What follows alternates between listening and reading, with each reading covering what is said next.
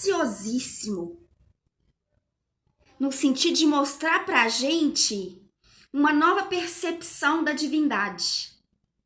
O evangelho já é maravilhoso, porque a colocação de Jesus é Pai Nosso. Ele não fala do provedor, ele não fala do Criador. É Pai Nosso. É Abba Pai. Paizinho. Revelando intimidade. Quando o professor Allan Kardec vai falar sobre Deus, começando como o Deus criador, causa cáusica de todas as coisas, depois estruturando os atributos da divindade, você vai olhando, você fala assim, puxa, é isso. E aí ele coloca assim, Deus é infinitamente justo e bom. Gente, Deus não é bom, não. Deus não é justo, não. Ele é infinitamente justo e bom. E aí ele faz, no decorrer de toda a obra, o Livro dos Espíritos, colocações extraordinárias sobre Deus. Que aí é uma percepção de Deus, mas é a percepção dos espíritos superiores a respeito de Deus. Que faz todo sentido para nós. Aí vem o Emmanuel, na obra 135, na obra O Consolador, na questão 135. Ele fala assim, Deus é o nosso Pai generoso e amigo, que vê nos seus filhos transviados como incursos em vastas experiências. E aí ele fala que o mal para Deus é um zero à esquerda, não tem valor. Porque naquilo que a gente vê um pecado, a gente, que eu digo, é modo de dizer. Porque a doutrina espírita não trabalha com conceito, com a ideia de pecado. No sentido etimológico da palavra, o pecado é errar o alvo.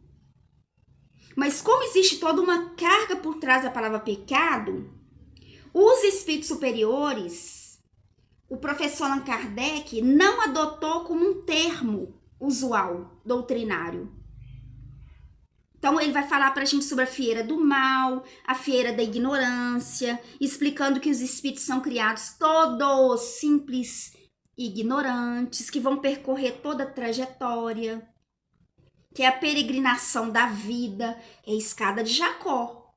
Lembra a escada de Jacó, o sonho de Jacó lá do Primeiro Testamento, que é um caminho ascensional, de aproximação para Deus. É aquela colocação de Jesus que é, ninguém vem ao Pai senão por mim. Eu sou o caminho, a verdade e a vida. Ninguém vem, ele não diz ninguém vai. Ninguém vem ao Pai senão por mim. Então você tem uma percepção de Deus antes de 1857. Você tem uma percepção de Deus depois de 1857, com a publicação de O Livro dos Espíritos. E Emmanuel, quando ele coloca isso pra gente, explicando qual que é a origem do mal, que é o ser humano que é frágil, que é o ser humano que se ilude, que cria uma intervenção indébita e se afasta de Deus. E ele vai dizer aí que surge a oportunidade de reparação diante da vida, de resgate, de expiação, de provação para o crescimento do espírito. Mas isso é com a lei divina. Porque para isso Deus criou a lei. Então é outra percepção que a gente passa a ter da vida, que a gente passa a ter de Deus, que a gente passa a ter da realidade humana.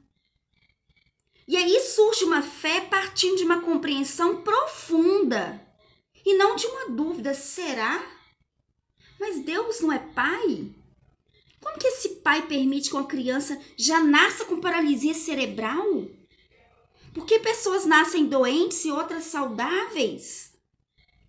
E aí a doutrina espírita vai explicar pra gente que a vida não é injusta, apesar que o ser humano é, mas que a vida não é injusta. Que existe toda uma razão por trás disso. E aí fala da pluralidade das existências. Então percebe que não é de qualquer tipo de fé. A fé raciocinada parte dessa sabedoria, dessa compreensão filosófica dos princípios. isso nós estamos na metade da questão do diálogo, né, com o padre da obra O que é o Espiritismo. Uma questão, a questão de número 13. Onde o padre não está entendendo muito bem essa questão do porquê que não pode ter inferno, por que não pode ter inferno. Meu filho, mas se você pode aderir ao princípio evangélico por amor, pela compreensão da vida, por escolha, você vai aderir ao princípio evangélico por medo? Ah, gente, isso é coisa de criança. Nós já estamos numa outra fase da humanidade. A fase de criança era lá atrás, na primeira fase com Moisés. Aí sim era infância espiritual, era infância psicológica. Aqui nós estamos em outra fase. A fase do raciocínio, da compreensão, da aliança entre a ciência e a religião. Então é só crescimento, não é uma fé cega. É uma fé por escolha, uma fé que vibra, né? É algo bem diferente. Quem levantou a mão primeiro foi o Marcos ou a Dora?